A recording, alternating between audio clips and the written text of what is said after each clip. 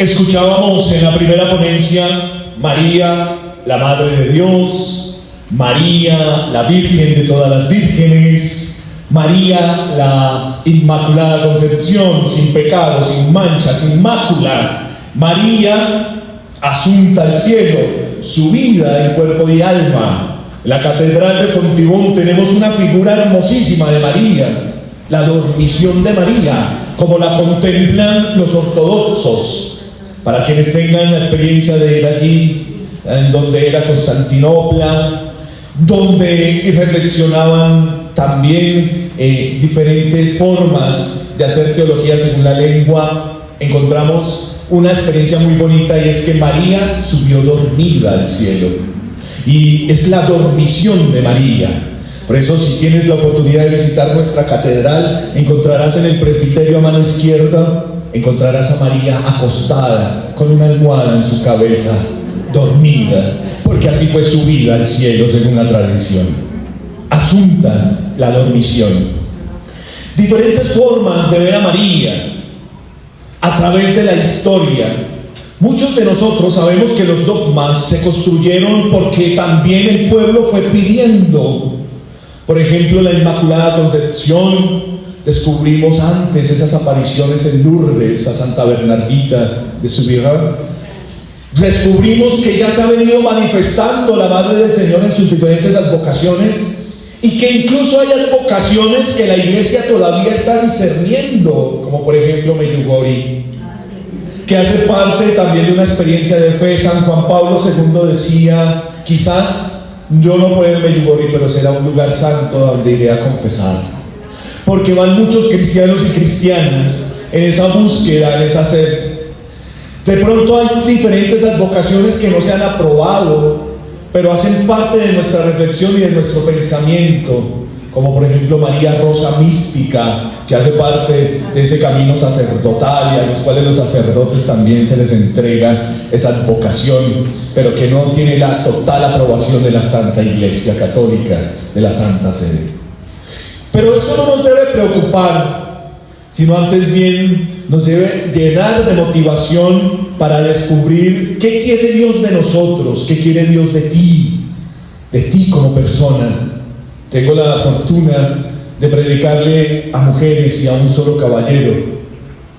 Mire cómo la Iglesia ha ido tornándose en la figura femenina, cómo la mujer es importante en toda actividad evangelizadora, orante y misionera de la Iglesia. La mujer tiene un papel fundamental, tanto así que en las reflexiones actuales, no feministas, pero sí en búsqueda de recuperar la presencia de la mujer, encontramos en los textos evangélicos que las mujeres han sido precursoras de la misma evangelización, incluso al ser las primeras que se dan cuenta de la resurrección de nuestro Señor Jesucristo y salen a evangelizar, a misionar. La mujer hace parte también de ese instinto de ser como María, la creadora de vida. Y es que lo que ustedes tienen, que no tenemos nosotros, esa matriz que hace que ustedes sean las que funcionen y creen también cuando el óvulo es fecundado la vida. Dios se hace partícipe de esa experiencia biológica humana y no la deja aparte, porque simplemente siendo Dios hubiera podido aparecerse incluso sin necesidad de ser engendrado en el vientre de una madre. ¿Por qué Dios escoge una madre? ¿Por qué Dios decide venir y revelarse, darse a conocer? ¿Por qué viene y por unos momentos nosotros lo tenemos como un bebé en nuestros brazos, y la palabra que es Dios por unos momentos balbucea en el pecho de una doncella de Nazaret? ¿Por qué nos sigue siendo tan actual esa presencia de María, incluso en este momento de alta crisis y dificultad de la Iglesia Católica, en los cuales el feminismo rampante, marcado, trágico, nos lleva a despreciar esas instituciones que nosotros tenemos como la iglesia, y en protesta siempre salen a quemar nuestros templos, a escupir y a destruir todo lo que nosotros tenemos por tradición, como si nosotros hubiésemos hecho lo mismo o les estemos haciendo daño. Nos siguen persiguiendo.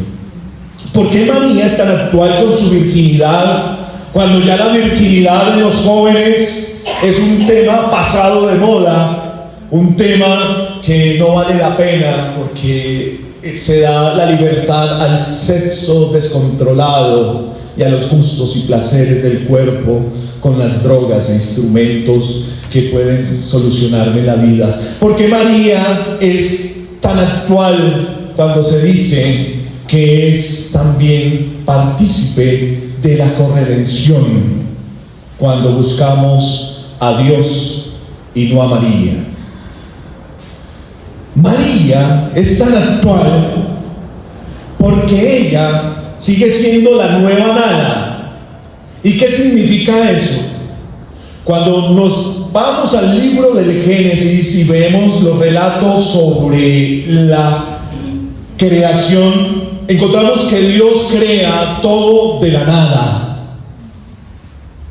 Pero cuando vuelve a crear Dios su nueva creación, cuando llega el momento culmen, como lo leíamos en Gálatas 4 al 6, encontramos que hay una nueva creación, es decir, Dios crea de una nueva nada. María es la nueva nada, la escogida de los Anahuim, de los pobres de Yahvé. Es escogida también desde antes de su nacimiento.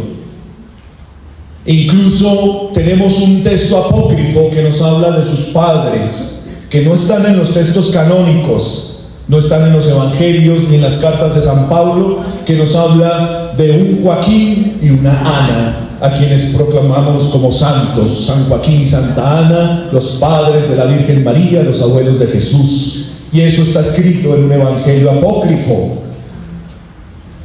Una santa, bueno, es beata en este momento, una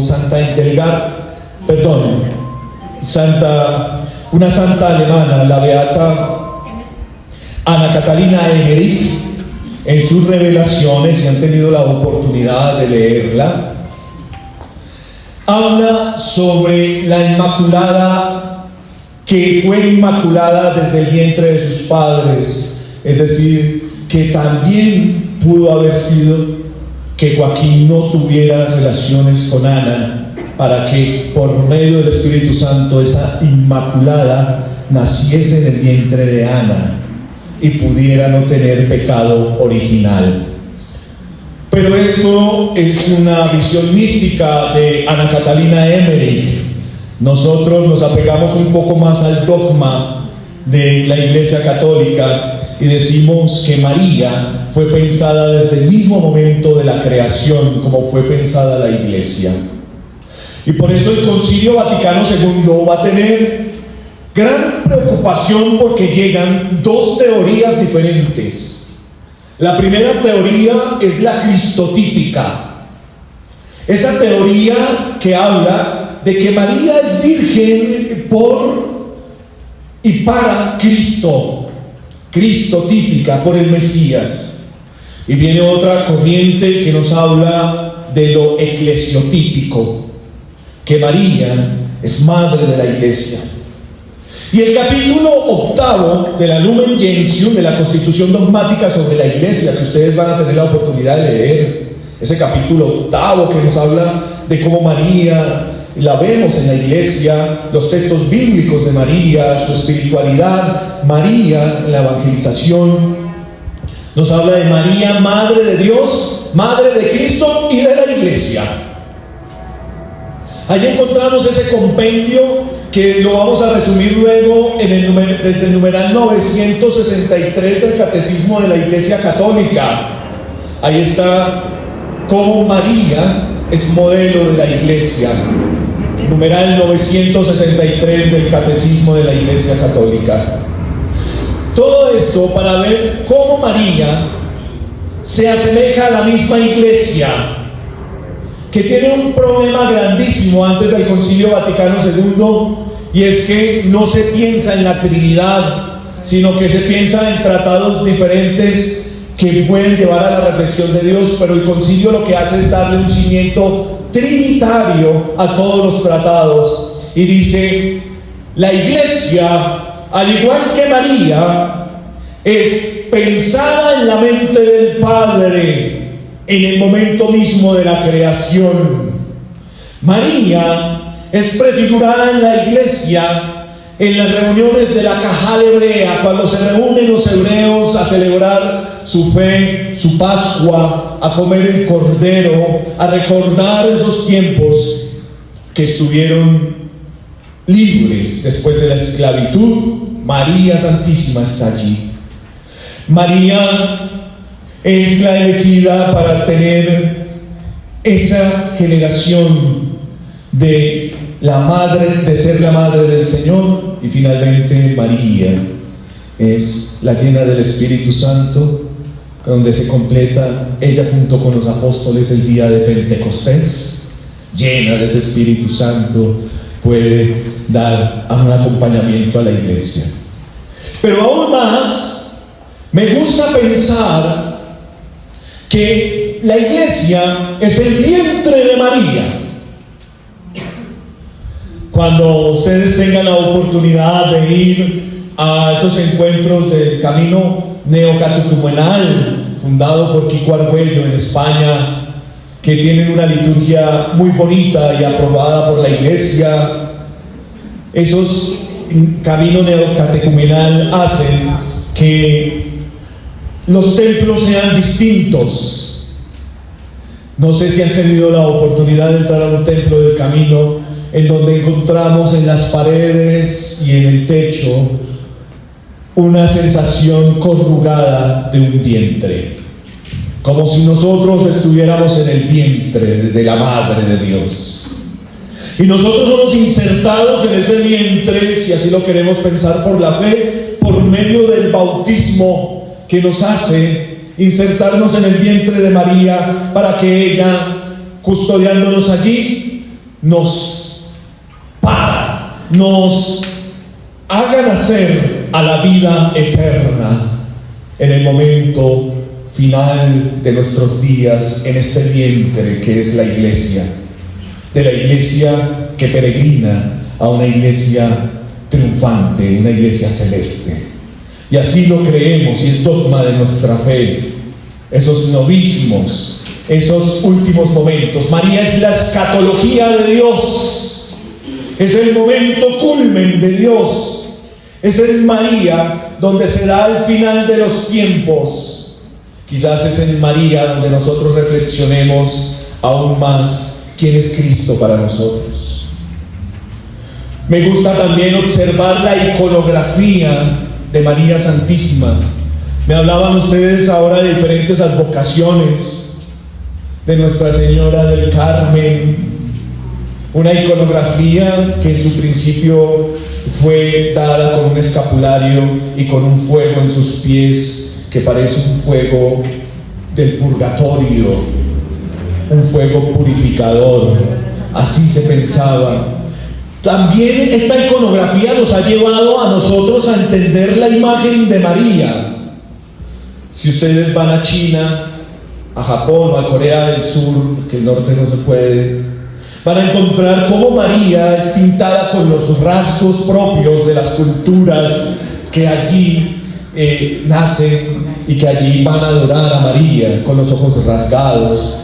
E incluso pensamos desde la iconografía y desde las imágenes a María morena, como Nuestra Señora de Montserrat, al cual San Ignacio de Loyola le rindió armas, y que nosotros tenemos aquí en el monte de Monserrate también la presencia de ella.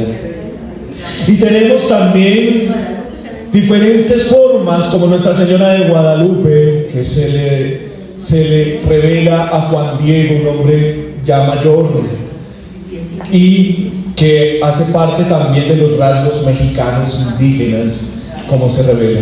Pero no hay que ir lejos, en nuestras propias comunidades, donde nacimos, de donde somos oriundas, ustedes. reconocemos diferentes advocaciones indígenas. La Virgen de las Lajas. Nuestra Señora de las Lajas, Nuestra Señora de Belén de Ubaque, la Virgen indígena, que hace parte también de nuestra tradición y tiene rasgos. Pero me gusta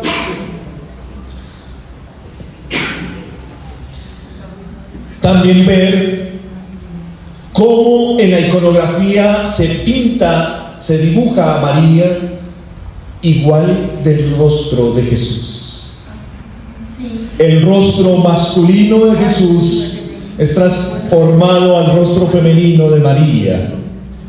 María es la misma cara del niño,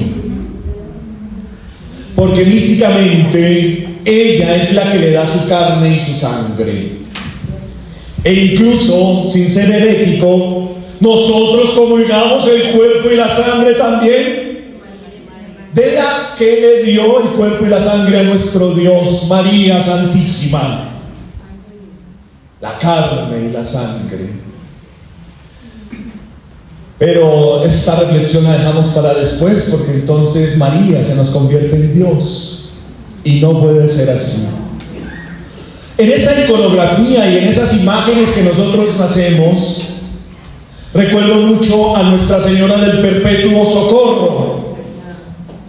Ella, quien levanta al niño, según la tradición, y queriendo hacer una narración de ese ícono, levanta al niño porque él viene llorando, corriendo, porque acaba de tener una visión de su pasión, de cómo va a ser crucificado, de cómo va a morir en cruz, y se viene rápidamente llorando donde su mamá, y del afán se le cae una sandalia, y es esa sandalia que tiene suelta, y lo representa el autor con dos cruces, con los arcángeles dándole la pasión, y María Santísima sosteniéndolo con su mano izquierda y con su mano derecha, diciendo: Él es el que debemos seguir. Él es el único camino, la única verdad y la única vida, Jesús. María, que te levanta a ti y te dice: hijo mío, hija mía. En esas tradiciones que ustedes han tenido de rezar el Santo Rosario, esas oraciones piadosas de encontrarse con la Madre de Dios y sentirse levantado de tu pecado, casi que resucitado en los brazos de María. Pero María no te levanta mirando a ti, es decir, no te levanta con el rostro hacia ella, sino que te levanta de espaldas diciéndote: mirad allá el horizonte, allá encontrarás a Cristo. No soy yo, es Cristo. Y por eso todo seguimiento a María es cristocéntrico, porque María nos lleva al Señor. Es la Madre de Dios y Madre de nosotros. María de Nazaret, María de Jerusalén, María, como la quieras llamar, es el amor también de Dios. Del libro del Apocalipsis, en el libro del Apocalipsis encontramos a María Santísima como la que es puesta en las manos de Dios, vestida de sol. En el capítulo 12, versículos 1 al 5 del libro del Apocalipsis, encontramos a esa mujer y el dragón. Dice que una gran señal apareció en el cielo: una mujer vestida del sol, con luna bajo sus pies y una corona de 2 estrellas en la cabeza. Estaba encinta y gritaba con los dolores de parto y las angustias de dar a luz. Otra señal apareció en el cielo: un dragón color de fuego, con 7 cabezas y 10 cuernos sobre sus cabezas, 7 diademas. Su cola arrastraba la tercera parte de las estrellas del cielo y las lanzó sobre la tierra. El dragón se puso delante de la mujer en trance de dar a luz, para devorar al hijo tan pronto como le diera a luz. Ella dio a luz a un hijo varón, el que debía regir a todas las naciones con una vara de hierro. El hijo fue arrebatado hacia Dios y a su trono, y la mujer huyó al desierto, donde tiene un lugar preparado por Dios para ser alimentada allí durante 1260 días. Palabra de Dios, te alabamos, Señor. ¿Qué nos quiere decir el autor sagrado? Le atribuimos este texto a Juan, a sus visiones en la isla de Patmos. ¿Qué nos quiere decir este autor con referencia casi a una obra ficticia en donde nos hablan de un dragón que quizás nunca existió y que se puede convertir en un género literario? Nos habla sobre todo de esta mujer que está vestida de sol, que es radiante. Pero si vamos al texto anterior, es decir, al capítulo 11, encontraremos cómo Dios ha puesto en ese capítulo el arca de la alianza. La numeración es reciente. Nosotros, cuando tuvimos el origen del texto bíblico, eso no estaba numerado. El 11 y el 12 era un solo texto. ¿Y cómo tiene esa relación con el arca de la alianza? María, que es vestida de sol.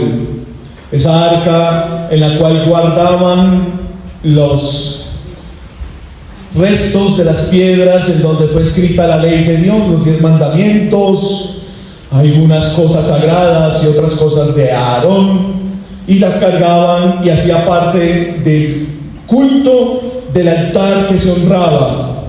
Pero María viene a ser esa nueva arca que brilla como el sol. Y María, con la luna bajo sus pies y una corona de 2 estrellas en la cabeza, la encontramos embarazada de nuevo en esta visión. Hoy, 1 de octubre de 2022, a 3 meses de celebrar la natividad de nuestro Señor Jesucristo, casi 3 meses, encontramos a una mujer encinta, María Santísima.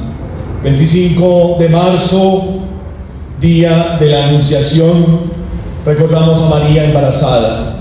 Hoy ya María tiene cerca de 6 meses de gestación.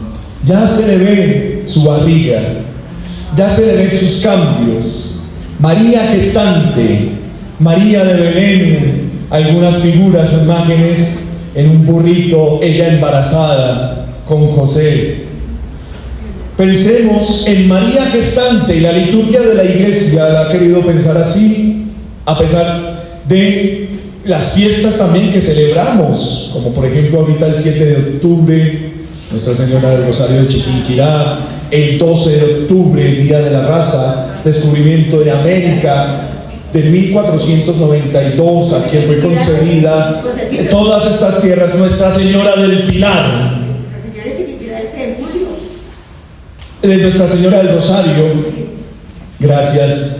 Y tenemos diferentes advocaciones que celebramos constantemente, sobre todo en grandes fiestas: el nacimiento de María, el dulce nombre de María, María Madre de Dios. María está en toda nuestra liturgia, y por eso tenemos hoy a una mujer que da a luz un niño, y el mal está buscando comerse a ese niño que es Jesús, pero Dios lo lleva a su presencia mientras que ella es enviada al desierto. Nosotros somos enviados a ese desierto porque somos ese ejemplo de María, y somos la iglesia que es enviada al desierto a caminar, a peregrinar, a encontrar el maná del cielo que también estaba en el arca de la alianza, y encontrar ese sustento con la valentía creativa de cómo nosotros no debemos dejarnos robar nuestra fe. Y para eso les tengo los siguientes tips o claves para poder tener un liderazgo evangelizador. El primero, en torno a María. Y me voy a basar en el texto mismo de la Anunciación de Lucas.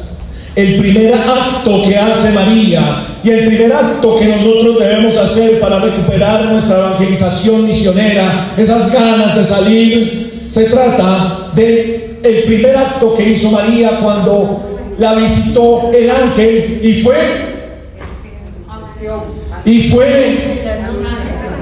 la primera acción fue escuchar. En María, en esa escucha del ángel se recoge todo el Shema Israel, porque yo soy tu Dios, yo soy tu creador. Escucha activa, escuchar. El Papa Francisco nos habla en la actualidad de esa escucha, escuchar con el orecchio del cuore, escuchar con el oído del corazón, que es el mensaje para las comunicaciones sociales 2022.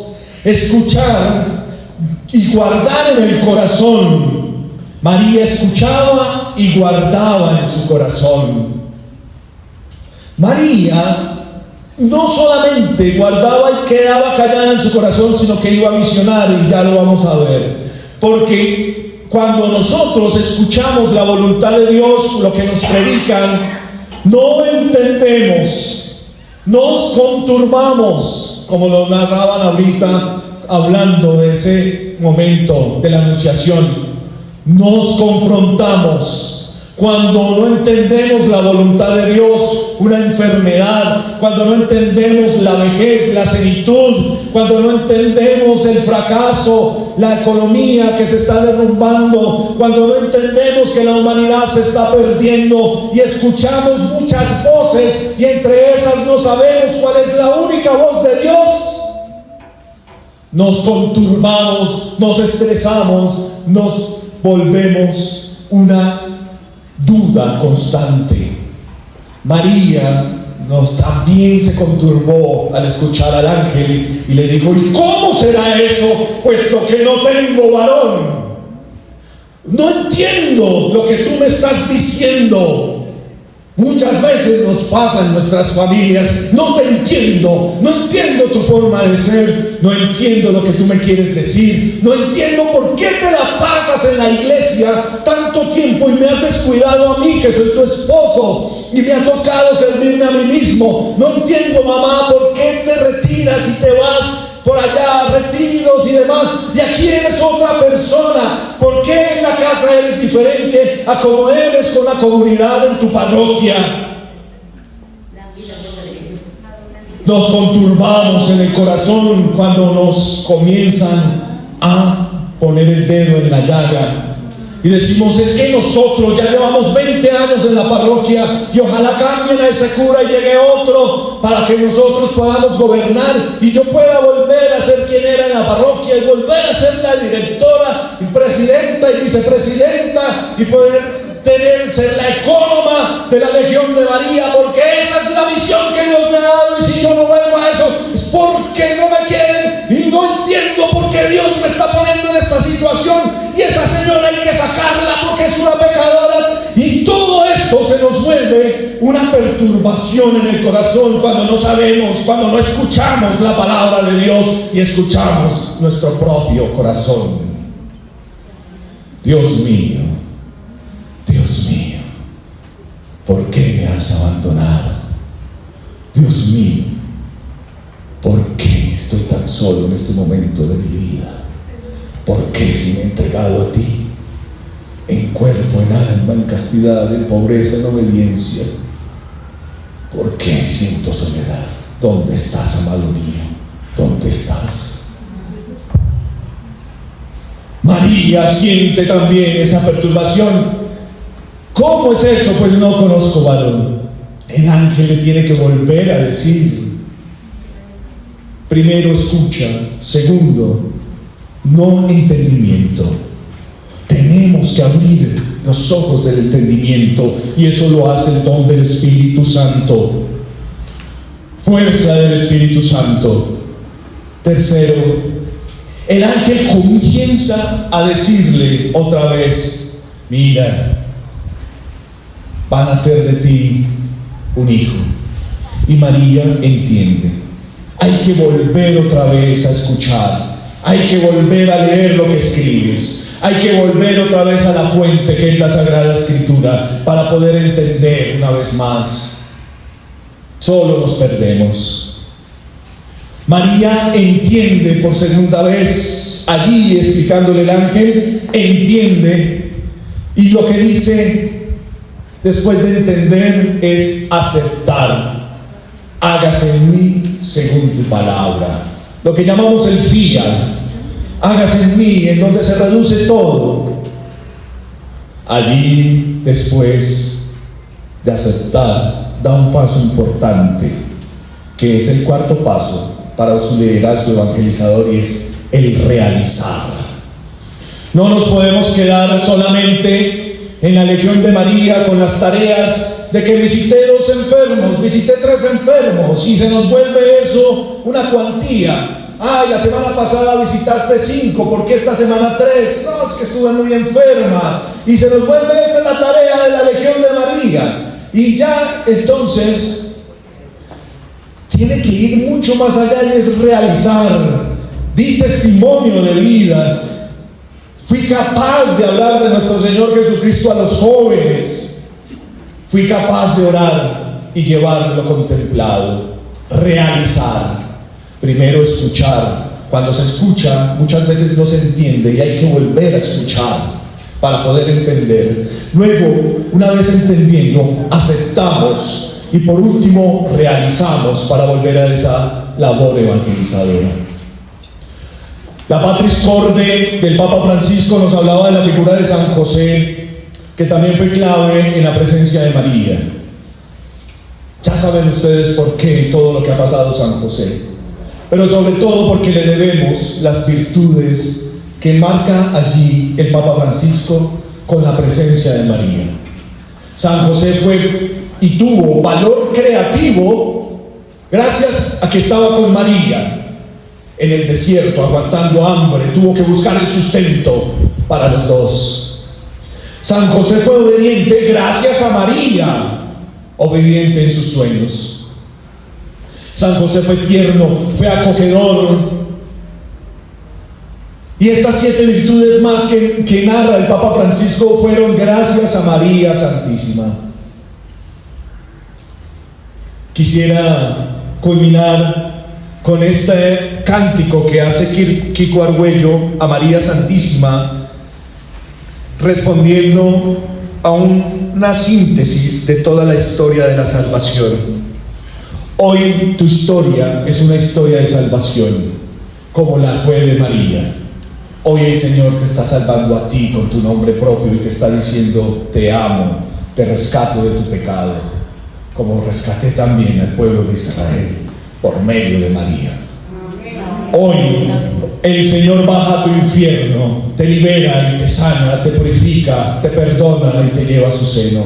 Hoy hay sanación en tu casa. Amén. Amén. Dice Kiko Argüello: María, pequeña María, tú eres la brisa suave de Elías, el susurro del Espíritu de Dios. Tú eres la zarza ardiente de Moisés que llevas al Señor y no te consumes. María, tú eres la hija de Jerusalén, madre de todos los pueblos, virgen de Nazaret. Tú eres la nube del desierto que protege la marcha de Israel. Tú eres la tienda de la reunión, el arca que lleva la alianza, el santuario de la gloria del Señor. Amén, amén y amén. María, pequeña María. Así la pueden buscar, María, pequeña María, en YouTube de Kiko Argüello. Hay un padre del camino, el padre Eugenio, que la canta muy bonita, Eugenio Herrera, español. Allí encontramos la síntesis de cómo María es esa zarza que lleva al Señor y no se consume. Ese es el fuego purificante de María en esa imagen que tenemos. Te voy a pedir que hoy, en este momento, sientas ese fuego purificante y no te consumas, porque es el fuego del Espíritu Santo, el fuego de Dios. Es también la nube que protege la marcha de Israel, que refresca en los momentos de desierto, un poco de sombra en medio de tanto sol, de tanto infierno, de tanto pecado. No sé si llegue esto a tu corazón, pero te digo, María en realidad es la medianera de esta gracia de Dios que sientes hoy. Yo quiero decirte, como dijo María al ver a su prima Isabel, y quiero que me acompañes con esa oración de las palabras de María que recoge también esta historia de Samuel, que es el Magnificat, y recoge toda la historia de salvación. Di conmigo y en alto, si quieres, elevando tus brazos, di: proclama mi alma la grandeza del Señor, se alegra mi espíritu en Dios mi Salvador, porque ha mirado la humillación de su esclava. Desde ahora me felicitarán todas las generaciones, porque el poderoso ha hecho obras grandes por mí. Su nombre es santo y su misericordia llega a sus fieles de generación en generación. Él hace proezas con su brazo, dispersa a los soberbios de corazón, derriba del trono a los poderosos y enaltece a los humildes. A los hambrientos los colma de bienes y a los ricos los despide vacíos. Auxilia a Israel su siervo, acordándose de su misericordia, como lo había prometido a nuestros padres, el favor de Abraham y su descendencia por siempre. Amén. Gloria al Padre, al Hijo y al Espíritu Santo.